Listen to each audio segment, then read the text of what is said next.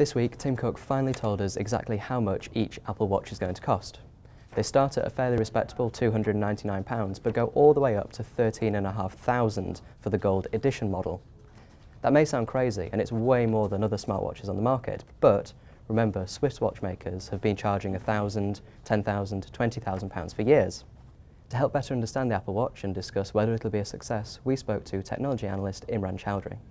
So we at Kantar World Panel know that usually when a new device is being released, there's really three main factors to consider. So you've got your use case, you've got your design and your price. You sort out the first two, price invariably takes care of itself. So yeah, quite sensible at the entry level, but then again going up to anywhere up to 13,000 on the premium top end is far beyond most people's affordability, but then again it is there for the 1%. Definitely. Apple being really positioning itself as a luxury brand at the moment, rather than just a maker of tech. I think there'll be definitely people within that 1% who will want to be seen with the latest Apple Watch and the Gold Edition. For now, Apple Watch requires a Bluetooth connection to an iPhone, but future versions could include their own SIM card slot and work fully without you even needing to own an iPhone.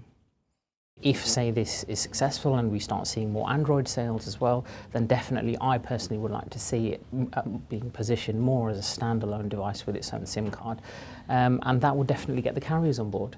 And once you get the carriers on board, then we're talking about a different ball game purely in terms of the way they can bring things to market with their propositions, and it becomes more affordable for the consumer if it's subsidised and it's spread over a contract. So I do think that would definitely be a step in the right direction. Google's Android Wear now has a true rival, and at its I/O event in May, we'll be expecting some big updates if the search giant is to keep pace with Apple.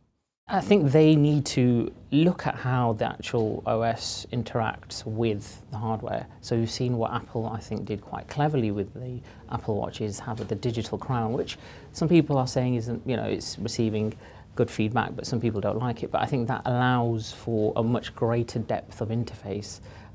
So it's using the hardware in the best possible way, and I think that's what Google need to address. It's not good enough just having 4 or 5 options, and you can see from Apple's launch yesterday there's a lot of depth and headroom. So I think they need to really address that issue first and foremost.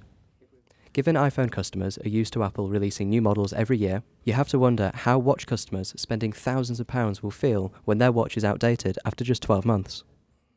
That for me is a very good point, and I think that is a question or a concern lots of people will have. Perhaps not the people spending 13,000, the 1%, because they'll just buy it, they can afford another one.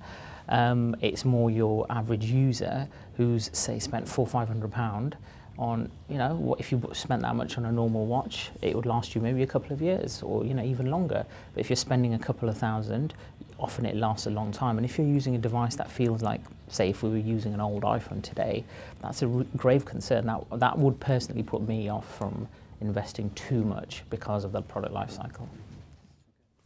The biggest question for Apple, Google, and every company in the smartwatch industry is, will they ever become a mass market success in the same way the smartphone has? Currently, wearables as a whole stands at, within Great Britain, around about 1% penetration. We know 84% of the GB population currently, at the back end of last year when we asked them, say, we're not interested in smartwatches.